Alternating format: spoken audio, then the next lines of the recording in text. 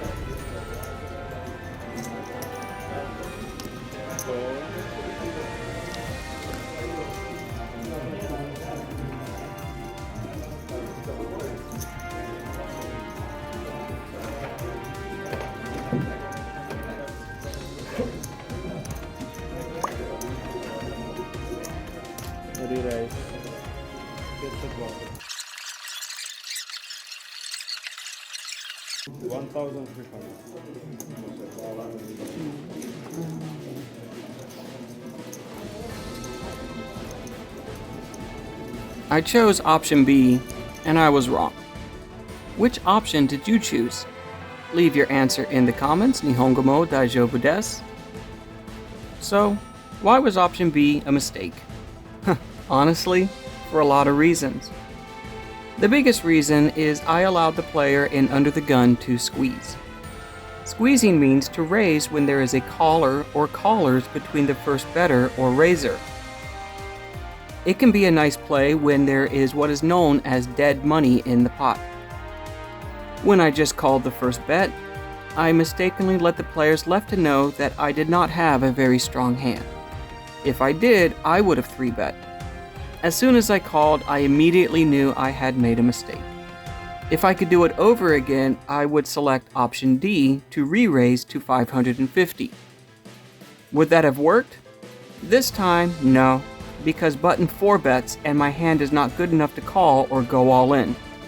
I did not put myself in a position to win the pot. I was too passive. Even though I saved some money by not 3-betting, it was still a mistake. Lesson learned. There is an under the gun straddle to 40, little deja vu. Hijack limps for 40. I'm on the big blind with King Jack suited. I'm not going to allow under the gun to squeeze me again. This time I decide to take a more aggressive action and raise to 200.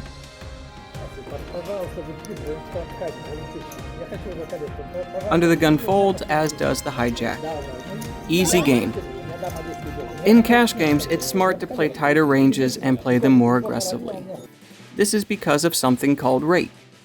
For those of you who don't know, rake is a percentage of money the casino or card room collects from each pot.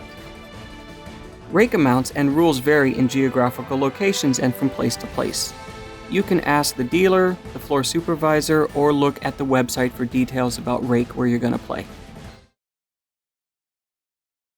The player on the big blind has been calling a lot, so I don't have fold equity. Fold equity is the probability that a player or players will fold so you win the pot. It's important to consider when you are playing not so strong parts of your range and would be happy to win the pot uncontested. I like this hand for its ability to make straights and flushes, but I don't really want to play a large pot by raising and having the big blind call, which I'm almost certain he will. So I go against my own advice and I limp.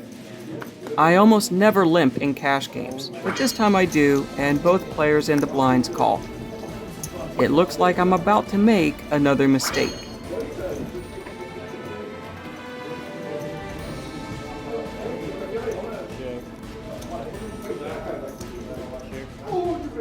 I take a free card.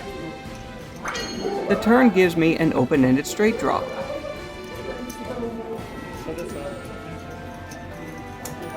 I can either call or raise. I think both are fine, but this time I call. Small blind folds.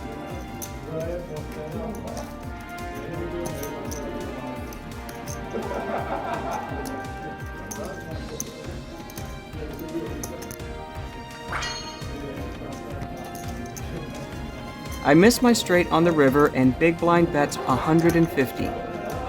Now I'm really wishing I would have raised pre-flop. Having the 5 of hearts blocks villain's chances of having a connected 6 in his hand. The only suited 6-5 combo available is of diamonds, but because this was a limped pot, villain could have any hand with a 6, or really any 2 cards. I thought about raising. I even cut out chips for a raise.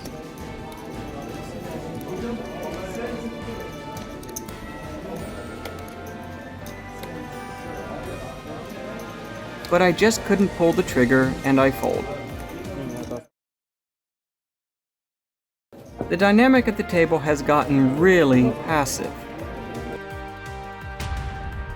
A lot of limping and calling and checking. I decided to use this as a good opportunity to exploit the entire table. I widened my opening range and 3-betting range. I switched to a lag playing style and got a lot of players to fold pre-flop. I am open raising almost any decent hand from cutoff. All players fold.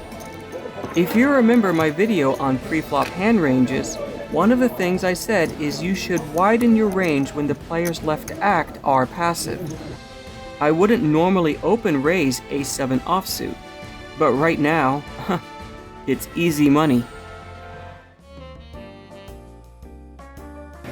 Hi, so what's your name and where are you from? So my name is Janne and I'm from Finland. How long have you been playing poker and why did you start playing? Oh, that's a difficult question. I think I've been playing maybe 16 years, but I took like 10 years off in the middle and I just started playing maybe a year and a half ago again. Great! So I started playing during the original poker boom.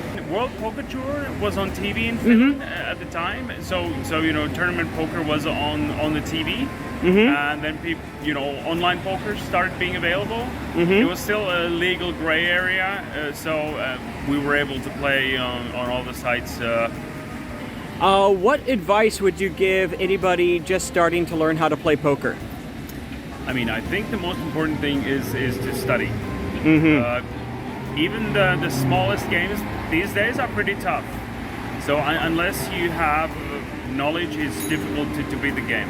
I agree. I mean, this is if you're looking to win Yes. at poker. Like if you just want to have a good time with your friends and you don't care about if you win or lose, then just have fun. Do what you want to do. But if you're looking to beat poker, these days you have to study. Very true. So, I'm gonna teach you how to say poker is fun in Japanese. Are you ready? Yeah. So repeat after me. Poker wa Poker wa tanoshii. tanoshii. Poker wa tanoshii.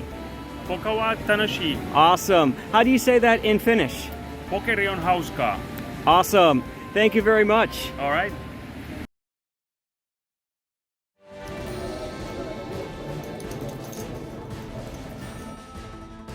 Folds around to me. 60.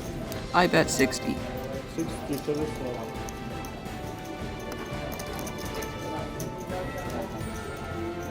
That's a small raise.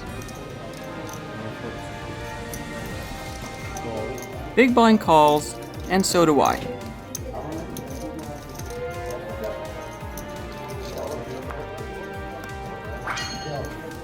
That's a good flop for me.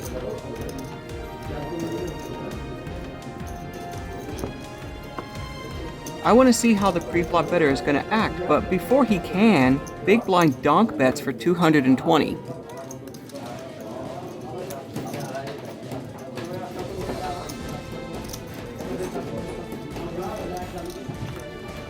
I have an open-ended straight draw, so I call. The player on the button goes into the tank.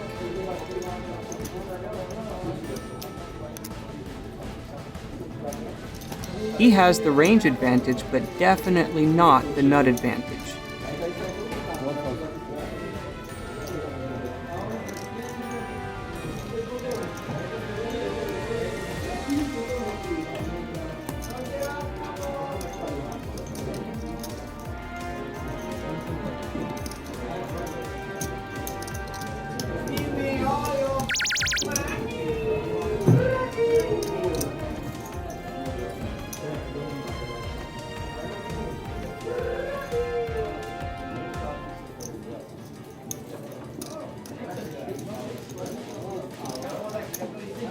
He smartly folds, as there are not any combos that could justify raising a better, followed by a caller.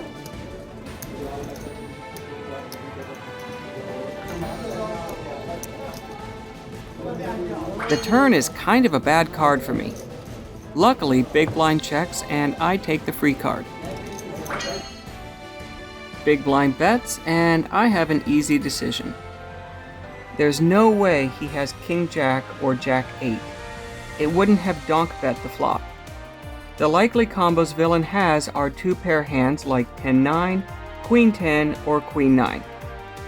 Villain has committed more than 50% of his chip stack already, so he should call with two pair. I go all in.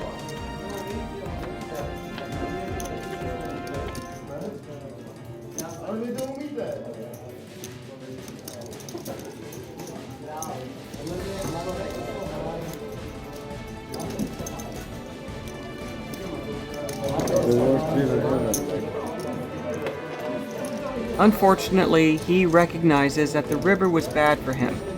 He has been having a difficult session, losing a lot of pots. So when he folds, I show him my hand to let him know that he made a good fold. He then shows 10-9 for a flop 2 pair. Good fold, sir. Good fold.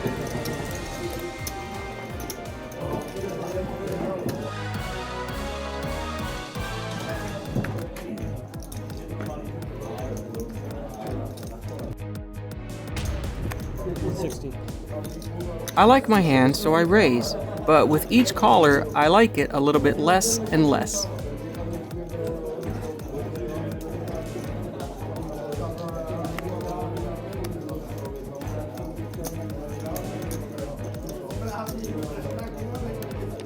We're going 4 ways to the flop, and hello, nuts. Pause. What do you think is the biggest mistake beginning poker players make in this situation? They try to trap by checking. Oh no, what if I bet and everyone folds? To them, I say, stop playing your specific hand, play your range. My range as the pre-flop aggressor has overpairs, a set of queens, and several big cards with one big diamond, like Ace of Diamonds and King of Clubs, for example. Cutoff and button should have more made flushes in their ranges. So I c-bet.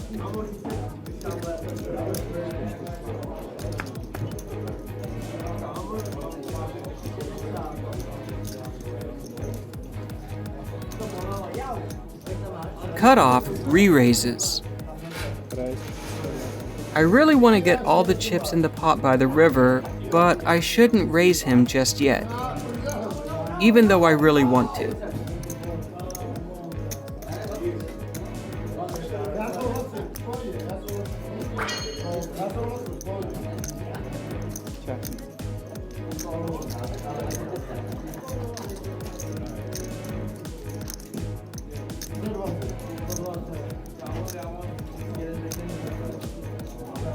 Let's go, stop losing. Stop losing. You're winning? What the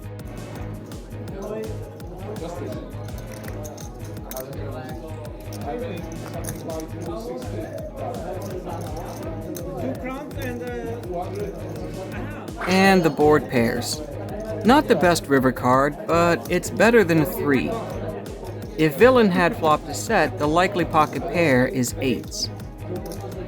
Villain is really thinking now. He was planning a river all-in, but I think the board pairing 8 has him worried too. Maybe he's been thinking I have pocket queens and now I just got a full house.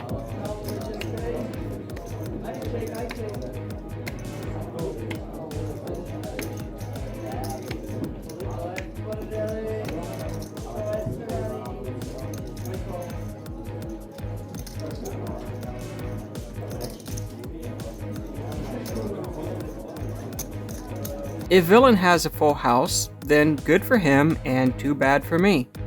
I go all in and villain calls. He shows 9 of diamonds, 7 of diamonds for also a flopped flush. Wow, what a cooler. Another reason I bet the flop is to start getting value immediately before bad cards come. Those are known as action killer cards. Villain already had a flush. The worst thing that could have happened is if a 4th diamond came on the turn. A 4th diamond would likely prevent me from getting any more chips from villain as he might go into check fold mode. I would have made the same play with just one big diamond hand like ace-king with the ace of diamonds. Play your range, not your specific hand. Once I started doing that more consistently, I got more value from my best hands and more bluffs through. I was just like some of you who might be watching this video right now. I only focused on my 2 cards. Play your range and good results will come. I ended my quest about half an hour after that hand. Overall, it was a good quest. I gained some XP from not getting squeeze bet anymore. I also adjusted my preflop range to exploit the passive table. And finally, I bet after flopping the nuts and got a full double up. Join me next time for the next quest.